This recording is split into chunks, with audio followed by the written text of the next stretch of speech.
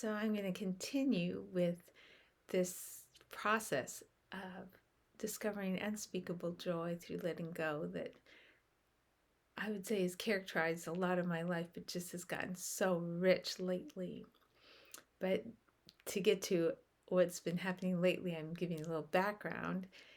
And so the first 10 years I was using the mirror work and inner child, and next 10 years was a period of really feeling, what did I know inside? And what does that mean? What do you know inside? Well, there's a certain sensation of openness and aliveness that it's just like everything's lined up. I'm lined up with wisdom. I'm lined up with love. I'm lined up with resilience. Like there's like this sense that this is unlimited in any way. And when what I'm thinking or my perspective or who I'm being is yielding into that kind of an experience, it's like, okay, this is truth. So, for example, my best friend died during that period. And really, I think he may be the only relationship I've had where I didn't feel like he needed me. Um, there, I didn't feel any obligation to support him. Um, yeah, it was a pretty special relationship, and fortunately, we knew that he was going to be dying, so because of his health, and I started a process of internalizing everything that I received from him. I cataloged, okay, because of my friendship with him, I feel, understood, acknowledged. I feel special. I feel whatever, all those things. I made a list of them and then deliberately went through to make sure I could be that for myself. I could give myself advice the way he did. I could give myself compassion. I could give myself inspiration the way he did. Just every single one of them. So on the day that he died, it was just a celebration, so much gratitude and so much expectation for what was next for him. And another thing that happened during these 10 years was a great, great disappointment in a relationship. Just, yeah, I was so hurt, so disappointed, so it felt like he was not there for me, and just, the most simple thing. And fortunately, boy, that was great.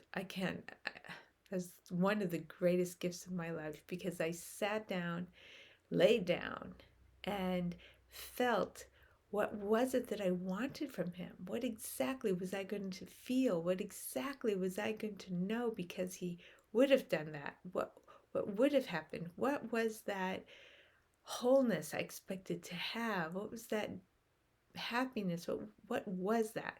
I really, really felt into it, and then thought, now if he's not doing what I needed for him to do, and I'm not getting that, then how in the world do I even have a concept of this thing?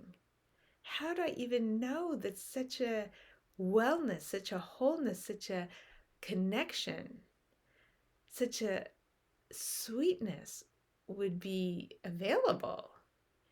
And so I looked behind, underneath, and just before, where did that knowing come from? And I just kept following that knowing back and back and back and back to what in me could even have a concept that I could feel like that, because I wasn't going to be in a circumstance that made me feel like that.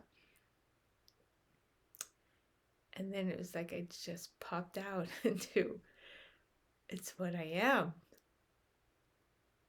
Like this love, this wholeness, this fullness is what I am. And oh, it's just glorious, glorious, glorious. So the next 10 years just became cultivating this inner listening to what was it that I was imagining that was causing me pain, and what would be the thing that would have me open back up into this total alignment with what I am.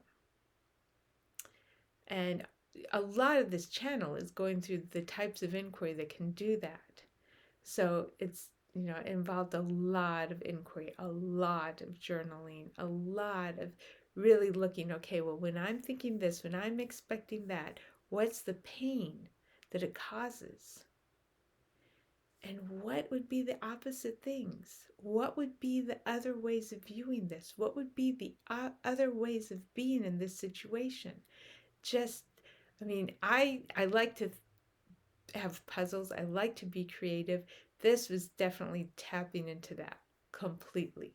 Like, okay, so why would this be a perfect scenario to be all alone right now when I didn't want to be alone? Why is this perfect? Well, it ends up having me tap a courage I didn't know I have, or connect with strangers in a way I didn't expect to, or to tap into whatever it is, a presence already here. It's this, it required me to change my values because, I had ideas. I had a lot of ideas about how my life should be. I thought I'd let them go. My gosh, I left the corporate world. I had done all kinds of things to make my life not dependent on very much money. I was living a very free life, doing all kinds of things, and yet there would still show up these little expectations I had, big expectations I had. And then there was, well, what is here without those expectations happening? What always is here? And this constant listening in, and being willing to feel like this was more important, that being disappointed was going to help me find a new wisdom. And obviously, given that's what life was putting on my plate, that must be the most important thing. So whatever it was that I was thinking, having that person be there for me, or being considered respectable, being considered kind, being considered somebody whose opinion mattered. No, none of those things were as important as doing this work. So whatever people thought of me, however people treated me, no, none of those things mattered anywhere as much as this tuning in to what am I that's always here.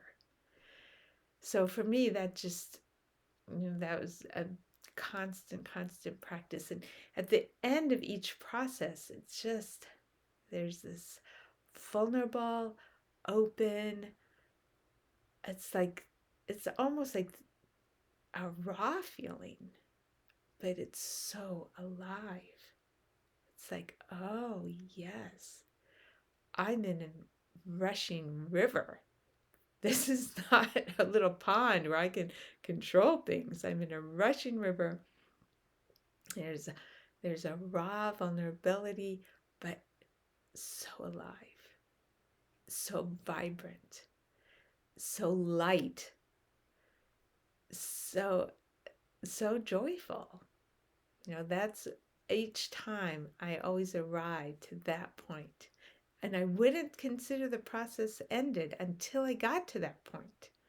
So there was just inquiry after inquiry, listening after listening, and falling in love with that vulnerable, open feeling.